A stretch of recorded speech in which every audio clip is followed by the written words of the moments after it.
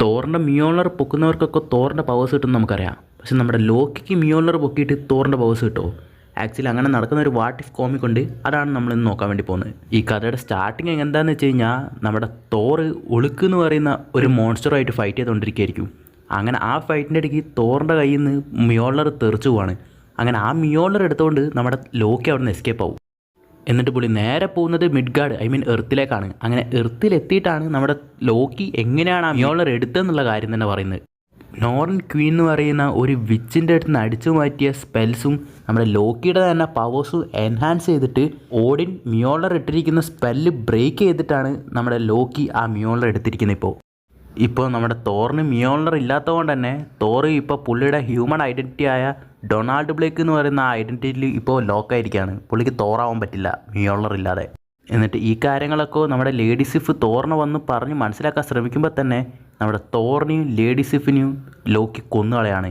എന്നിട്ട് മിയോളറുടെ powers use ചെയ്തിട്ട് Lockie തന്നെ തോറായി മാറാണ്.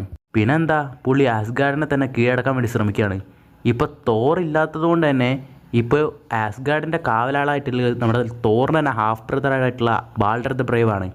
പുള്ളി മിഡ്ഗാർഡിൽ ഇരുന്നിട്ട് തന്നെ ബ്ലാക്ക് മാജിക് യൂസ് ചെയ്തിട്ട് ആസ്ഗാർഡുള്ള ബാൾഡർ ദ ബ്രേവിനെ അമ്പ് വിട്ട് കൊന്നുകളയാണ്.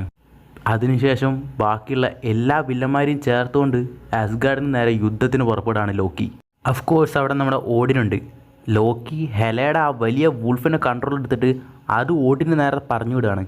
ഓഡിൻ പുള്ളിയുടെ ഗുംനീർ വെച്ചിട്ട് അതിനെ അറ്റാക്ക് ചെയ്യാൻ വേണ്ടി ശ്രമിച്ചതും അത് കടിച്ച് ഓടിൻ്റെ കയ്യിൽ നിന്ന് ആ ഗുംനീർ തെറിപ്പിക്കുകയാണ്. ഉടനെ തന്നെ ലോക്കി തോറിനെ മിയോളറായിട്ട് വന്നിട്ട് അടിച്ച് ഓടിനെ അവിടെ നിന്ന് തെറിപ്പിക്കുകയാണ്. അങ്ങനെ ഓൾമോസ്റ്റ് ആസ്ഗാർഡ് നമ്മുടെ ലോക്കി കീഴടക്കി കഴിഞ്ഞു.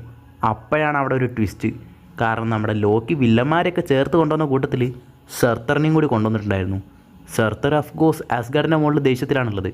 അങ്ങനെ ആസ്ഗാർഡിനെ മാത്രമല്ല മൊത്തം 9 റെലംസിനെയും തന്നെ സെർത്തർ നശിപ്പിക്കാൻ തുടങ്ങുകയാണ്.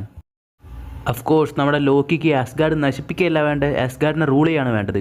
അങ്ങനെ ആസ്ഗാർഡിന് വേണ്ടിയിട്ട് സെർത്തറിനെ എതിർത്ത് നമ്മുടെ ലോക്കി നിൽക്കുകയാണ്. പക്ഷേ പുള്ളിക്ക് എന്തൊക്കെ ചെയ്തിട്ടും സെർത്തറിൻ്റെ കൂടെ എത്താൻ പറ്റുന്നുണ്ടായിരുന്നില്ല. അങ്ങനെ തോറിനെ മിയോളർ യൂസ് ചെയ്തിട്ട് സകല പവേഴ്സ് യൂസ് ചെയ്തിട്ട് പുള്ളിയുടെ തണ്ടർ സ്ട്രൈക്ക് നമ്മുടെ ലോക്കി ഏറ്റുവാങ്ങി പവർഫുൾ ആവാൻ വേണ്ടി നോക്കുകയാണ്. പക്ഷേ ഒരു ഘട്ടം കഴിഞ്ഞപ്പോൾ ആ തണ്ടർ സ്ട്രൈക്കൊക്കെ ലോക്കിയുടെ ദേഹം മൊത്തം പൊള്ളിക്കാൻ തുടങ്ങുകയാണ്. അങ്ങനെ ലോക്കി തന്നെ പറയാണ്, എന്താണിത്, എനിക്ക് ഈ പവർ താങ്ങാൻ പറ്റുന്നില്ലെന്ന് പറഞ്ഞിട്ട് അവസാനം ആ പവർ തന്നെ സഹിക്കാൻ പറ്റാതെ ലോക്കി പിന്നെ കത്തിക്കരിഞ്ഞു പോവാണ്. അങ്ങനെ അവസാനം സെർത്തർ 9 റെലംസ് നശിപ്പിക്കുകയും ചെയ്തു. ഈ പവേഴ്സ് ഒന്നും താങ്ങാൻ പറ്റാതെ നമ്മുടെ ലോക്കിയും തട്ടിപ്പോയി.